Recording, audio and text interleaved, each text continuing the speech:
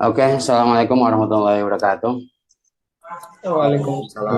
Waalaikumsalam warahmatullahi wabarakatuh. Eh, Hari ini kita akan eh, mendiskusikan sedikit tentang hukum pidana. Eh, udah lama sebenarnya saya nggak ngobrolin hukum pidana di LKBHMI. Mungkin udah apa ya, udah bertahun-tahun yang lalu, zamannya Isnur waktu itu. Setelah itu saya nggak ingat lagi eh, kapan terakhir ngomongin hukum pidana di LKBHMI. Nah, kali ini saya, kalau tadi silabusnya kan berkaitan dengan pengertian hukum pidana, saya tidak akan banyak bicara tentang pengertian hukum pidana. Saya langsung bicara tentang dasar dari hukum pidana. Ini semuanya semester berapa? Ada yang semester 2, ada yang semester 4. Semester 2 udah dapat hukum pidana belum? Belum, Bang. Belum. Harus pengertian dong. Padahal saya nggak nyiapin pengertian. Saya pikir udah tahu semua.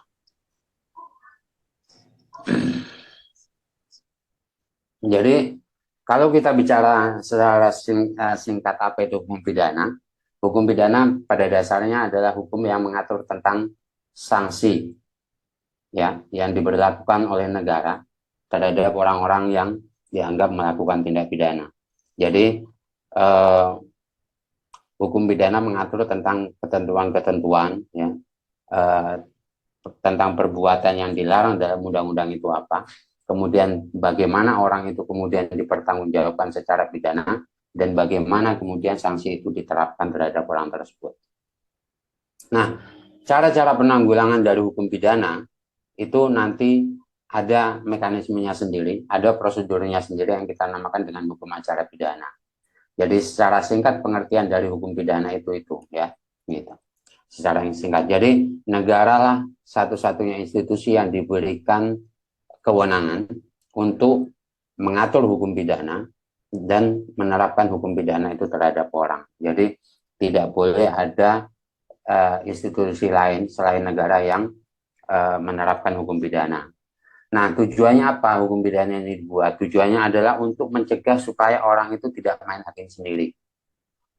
Ya, kenapa persoalan hukum pidana itu diambil alih oleh negara supaya masyarakat lain tidak melakukan main hakim sendiri.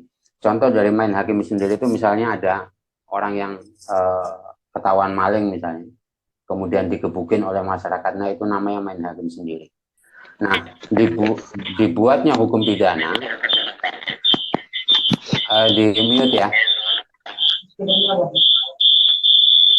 dibuatnya hukum pidana itu supaya uh, tadi untuk mencegah orang supaya tidak main hakim sendiri, sehingga dengan adanya hukum pidana, ketika masyarakat itu menemukan ada pencuri misalnya, maka masyarakat diminta untuk menyerahkannya kepada yang berwajib, ya dalam hal ini adalah polisi. Nah, tujuannya adalah itu supaya masyarakat itu, salah satu tujuannya adalah supaya masyarakat itu tidak main hakim sendiri, sehingga karena main hakim sendiri itu menimbulkan potensi clash secara horizontal ya. Satu kelompok apa namanya melakukan main hakim sendiri, kemudian kelompok yang lain marah dan balas dendam, dan akhirnya timbul clash. Nah, pada lingkup yang lebih jauh, sebenarnya tujuan hukum pidana adalah untuk menciptakan tertib sosial. Jadi hukum pidana itu hanya instrumen yang memfasilitasi bagaimana ketertiban sosial dan hukum itu terpenuhi, gitu ya. Jadi salah satu instrumen yang digunakan adalah hukum pidana, ya, untuk mencegah mencegah pengamanan, untuk melakukan pengamanan, untuk mencegah terjadinya tindak pidana lagi, kemudian untuk mencegah kejahatan yang terjadi dan lain-lain. Jadi banyak sekali tujuan dari hukum pidana yang pada akhirnya bisa disederhanakan bahwa tujuan hukum pidana adalah untuk menciptakan tertib hukum dan tertib sosial, gitu ya. Nah, di dalam hukum pidana itu sebenarnya simple kita bicara tentang hukum pidana, karena hukum pidana itu bicara tentang tiga prinsip dasar, ya. Tiga prinsip dasar itu adalah tindak pidana, pertanggungjawaban pidana, dan pidana itu sendiri. Jadi hukum pidana selalu berkaitan dengan ketiga hal ini. Tidak bisa lepas dari tiga hal ini. Jadi meskipun pada nantinya kita akan bicara tentang banyak hal di luar dari tindak pidana, pertanggungjawaban, dan pidana, tapi semuanya itu akan diklasifikasi melalui tiga prinsip dasar ini. Nanti misalnya kita bicara tentang penyertaan, masuknya di tindak pidana. Kita bicara tentang pertanggungjawaban pengganti, nanti masuknya dalam pertanggungjawaban pidana. Kita bicara tentang pidana sosial misalnya, atau yang dikenal dengan community service, itu masuknya dalam pidana. Jadi nanti banyak sekali topik yang akan dibicarakan dalam hukum pidana, tapi semuanya bisa diklasifikasi ke dalam tiga prinsip dasar itu. Nah, secara ringkas, tindak pidana itu mengatur tentang rumusan delik. Ini adalah syarat-syarat atau unsur dari tindak pidana. Jadi tindak pidana itu terjadi kalau misalnya rumusan deliknya terpenuhi, sifat melawan hukum materialnya terpenuhi, kemudian tidak ada alasan pembenar. Nah, setelah tindak pidana terpenuhi, baru pada tahap selanjutnya adalah pertanggungjawaban pidana. Nah, pertanggungjawaban pidana ini isinya kemampuan bertanggung jawab unsurnya, kemudian kesalahan, tidak adanya alasan pemaaf. Kalau misalnya tindak pidana dan pertanggungjawaban pidana terpenuhi, baru orang ini dipertimbangkan untuk dipidana atau tidak, gitu ya. Jadi kalau dalam KUHP nasional sekarang itu sebenarnya ada tambahan satu lagi untuk agar seseorang itu layak dipidana. Yang pertama adalah tindak pidana yang terpenuhi, pertanggungjawaban pidana yang terpenuhi, kemudian menurut pedoman pemidanaan dia juga layak untuk dipidana, nah baru dia dipidana. Nah, nanti bahasan kita secara keseluruhan akan berkaitan dengan tiga hal ini, ya, tindak pidana, pertanggungjawaban pidana, dan pidana. Nanti kita akan pelan-pelan bicara satu-satu tentang apa yang ada dalam tindak pidana, pertanggungjawaban pidana, dengan pemidanaan. Suara saya bisa diterima dengan baik? Bisa Bang. Bisa Bang. Ya. Jelas Bang. Oke. Nah, di Indonesia sendiri itu ada dua teori besar, ya. Ini untuk mengawali pembahasan kita. Ada teori besar yang namanya teori monistis dan dualistis. Teori monistis adalah teori yang menggabungkan antara unsur objektif dan unsur subjektif dalam pengertian tindak pidana. Jadi kalau kita bicara tentang tindak pidana, menurut teori ini, di dalamnya itu ada perbuatan, ada melawan hukumnya, juga ada kesalahan. Selalu definisi tindak pidananya menggabungkan antara perbuatan dengan kesalahan. Nah, yang dimaksud mens rea itu adalah kesalahan, ya, unsur subjektif, baik itu kesengajaan, kealpaan, dan lain-lain.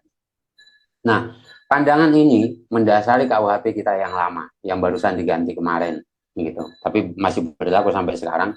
Itu adalah menggunakan pandangan monistis, pandangan-pandangan yang menggabungkan antara tindak pidana dengan pertanggungjawaban pidana dalam satu definisi tindak pidana. Jadi antara actus reus itu perbuatan, dan mens rea, kesalahan, itu berada dalam satu pengertian. Jadi kalau mereka ditanya tentang tindak pidana, mereka pasti akan mengatakan tindak pidana itu adalah perbuatan yang mengandung, yang dilarang oleh undang-undang, mengandung yang bersifat melawan hukum, dan didasari kesalahan. Kira-kira begitu mereka mengartikan itu, ya. Nah, kemudian pandangan yang lain yang disampaikan pertama kali oleh Prof. Mulyatno pada tahun 55 itu adalah pandangan dualistis. Saya lebih suka menyebutnya dengan teori pemisahan tindak pidana dengan pertanggungjawaban pidana. Nah, dalam teori dualistis, dan ini adalah teori yang mendasari KUHP nasional kita yang baru, itu memisahkan antara tindak pidana dengan pertanggungjawaban pidana. Jadi ketika mendefinisikan tentang tindak pidana, kita hanya bicara tentang perbuatan, tidak bicara tentang kesalahan. Karena kesalahan itu masuk dalam wilayah pertanggungjawaban pidana. Dan pertanggungjawaban pidana itu dipisahkan dari tindak pidana. Itu adalah pertanggungjawaban pidana adalah fase kedua nanti. Ketika tindak pidana terpenuhi, baru kita bicara tentang pertanggungjawaban pidana. Nah, Bagi sebagian orang, terutama orang-orang monistis, perbedaan antara monistis dualistis itu hanya terbatas kepada definisi tentang tindak pidana. Padahal bukan. Konsekuensi teoretiknya itu meluas bukan hanya pada definisi tindak pidana. Tetapi bagaimana kita melihat tindak pidana, bagaimana kita memaknai rumusan delik, bagaimana kita bicara tentang sifat melawan hukum material, alasan pembenar, pertanggungjawaban dan kesalahannya seperti apa, sampai nanti kita bicara tentang penyertaan, itu pasti akan berbeda antara monistis dengan dualistis. Nah, tapi bagi orang monistis perbedaannya hanya terletak di definisi. Makanya ketika saya bikin tesis tentang penyertaan, menggunakan teori pemisahan tindak pidana dan pertanggungjawaban pidana, itu pembimbing saya kaget, ternyata pandangan dia dengan saya itu selalu berbeda. Kebetulan dia disertasinya tentang turut serta melakukan, saya tesis saya tentang turut serta melakukan juga. Kita bandingkan keduanya ternyata sama sekali berbeda jauh karena teori dasarnya berbeda. Mungkin di situ dia baru sadar bahwa ternyata perbedaannya itu tidak hanya terletak pada definisi tentang tindak pidana, tapi meluas ke penyertaan, kesalahan dan lain-lain. Sampai kita melihat apakah satu perbuatan itu seperti apa, apakah harus ada sifat melawan hukum material, apakah unsur melawan hukum dengan sifat melawan hukum itu sama atau beda, itu semuanya beda gitu. Nah, ini konsekuensinya sampai sejauh itu sehingga bisa dikatakan bahwa kalau kita dihadapkan pada satu persoalan, pasti itu akan beda antara dua pandangan ini. Nah, munculnya pandangan dualistis ini sebenarnya dia ingin berhati-hati. Kenapa tindak pidana dengan pertanggungjawaban pidana itu dipisah? Supaya kita bisa berhati-hati ketika akan menjatuhkan pidana terhadap orang. Kalau dalam monistis yang menggabungkan antara unsur objektif dengan unsur subjektif, itu bagi mereka orang melakukan perbuatan dengan sengaja, itu udah pasti dipidana. Karena terpenuhi tindak pidananya. Tetapi bagi orang dualistis, tidak cukup hanya itu. Harus dilihat apakah perbuatannya itu memenuhi rumusan delik atau tidak. Apakah perbuatannya itu patut atau tidak dalam artian bersifat melawan hukum material atau tidak. Ada tidak alasan pembenar. Kalau misalnya semuanya itu dibuktikan bahwa rumusan deliknya terpenuhi, ada ketidakpatutan di sana, kemudian tidak ada alasan pembenar, maka bisa disebut tindak pidana terjadi. Tapi apakah kemudian secara otomatis dia bisa dipidana? Belum tentu. Harus dilihat dulu pertanggungjawabannya. Pertanggungjawabannya itu nanti dilihat apakah dia mampu secara pidana mampu bertanggung jawab atau tidak. Kemudian kesalahannya itu ada atau tidak. Ada alasan pemaaf atau tidak. Baru kita bicara tentang pertanggungjawabannya. Terpenuhi pertanggungjawaban pidananya, baru kita bicara tentang pidananya. Jadi begitu detailnya dualistis karena ingin berhati-hati ketika pidana itu akan dijatuhkan. Jangan sampai kemudian kita melihat orang itu seperti melihat orang itu secara matematis saja. Dalam artian 1 tambah 1 sama dengan 2, udah pasti begitu. Kalau urusan manusia belum tentu begitu gitu.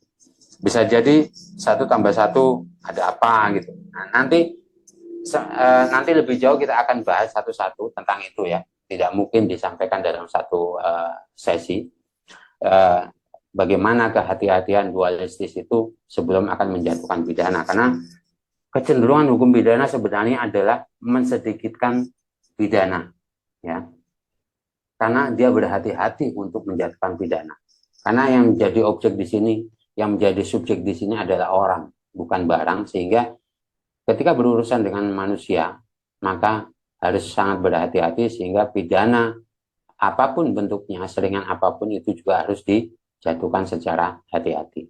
Nah, ini sekilas tentang monistis dengan dualistis ya. Nah, kita lanjut. Nah, saya akan langsung supaya kalian tidak bingung, apa yang saya sampaikan di sini menggunakan teori pemisahan tindak pidana dengan pertanggungjawaban pidana. Nanti kalau udah selesai satu, kalian kuat di sini, kalian boleh mengeksplorasi ke teori-teori monistis. Tapi bisa saya pastikan, kalau orang udah paham dualistis, biasanya dia akan paham monistis gitu, karena monistis tidak terlalu ribet, variabelnya tidak banyak. Nah, menurut teori pemisahan tindak pidana dengan pertanggungjawaban pidana, tindak pidana adalah perbuatan yang dilarang dan diancam dengan pidana barang siapa yang melanggarnya. Saya bicara dulu tentang tindak pidana. Sebenarnya, terminologi tindak pidana itu digunakan oleh orang monistis, ya. Sementara banyak sekali orang menggunakan terminologi berbeda untuk menamai kejahatan. Prof. Mulyatno yang menjadi orang pertama kali menyampaikan teori dualistis itu menggunakan istilah perbuatan pidana. Kenapa perbuatan pidana? Karena perbuatan pidana itu dia menyampaikan argumentasinya dari segi bahasa bahwa tidak mungkin kita mengatakan tindak pidana karena tindak itu kalau dalam bahasa Jawa itu pergi gitu loh. Dan kata sifat atau kata apalah ya, tapi menurut saya tidak penting untuk dibahas kenapa itu tindak pidana perbuatan pidana.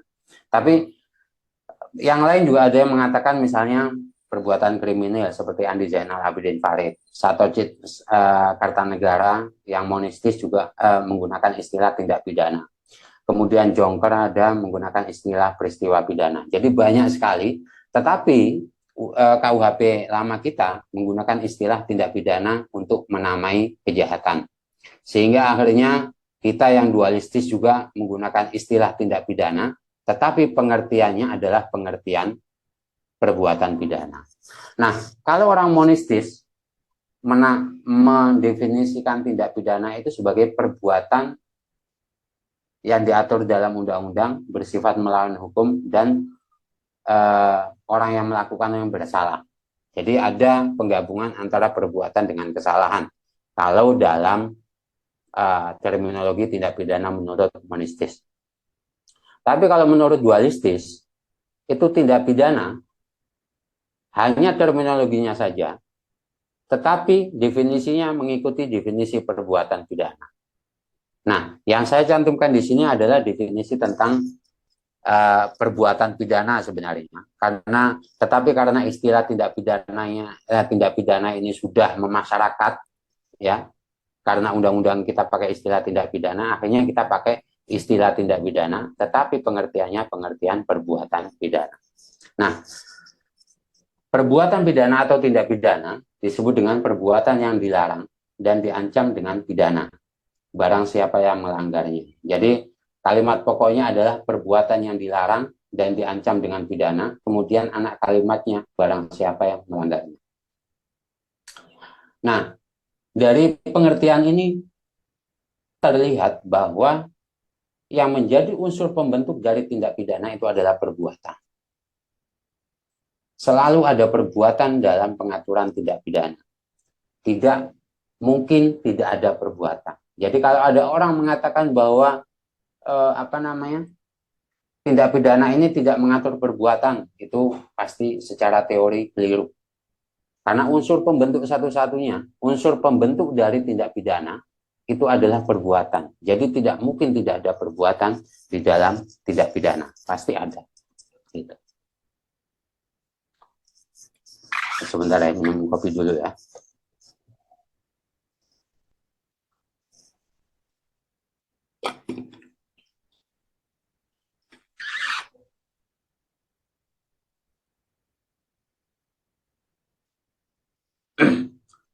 Oke, saya lanjut.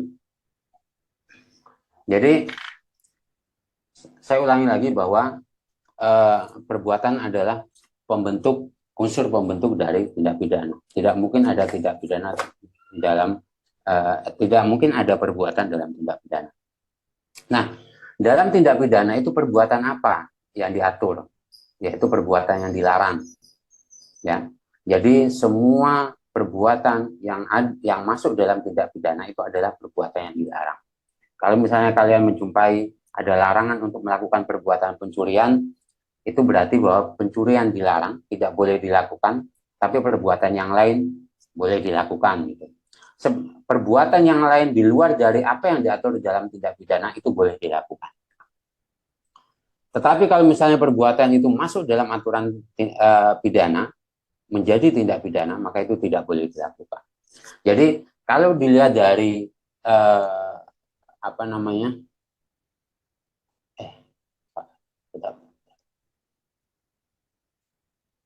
kalau misalnya dilihat dari definisi ini, ada 3 komponen yang akan kita bahas pelan-pelan. Yang pertama adalah perbuatan yang dilarang, kemudian diancam dengan pidana, itu yang kedua. Yang ketiga adalah barang siapa yang melanggarnya. Tapi untuk barang siapa yang melanggarnya kita akan bahas di sesi berikutnya aja. Nanti kita bicara tentang rumusan delik di situ. Nah, yang pertama kita bicara tentang perbuatan. Apa sih perbuatan yang dimaksud dalam hukum pidana itu? Gitu. Ada yang punya bayangan perbuatan itu apa? Kita sambil diskusi interaktif. Iya Bang, kalau perbuatan itu kan banyak bentuknya. Awalnya itu kan ada yang perbuatan secara fisik, secara otot. Tapi kemudian Hugo Red itu 1932 kemudian diperluas dengan makna keadaan. Jadi yang saya pahami makna perbuatan ini adalah berbentuk otot sementara ini ya. Contoh saya mengambil, jadi kan perbuatannya itu berbentuk fisik, mengambil pepaya atau mengambil motor itu kan perbuatannya Bang. Ya. Kira-kira begitu untuk saya Bang. Yang lain nggak tahu udah gimana. Ada yang lain, bayangan imajinasi kamu perbuatan itu apa?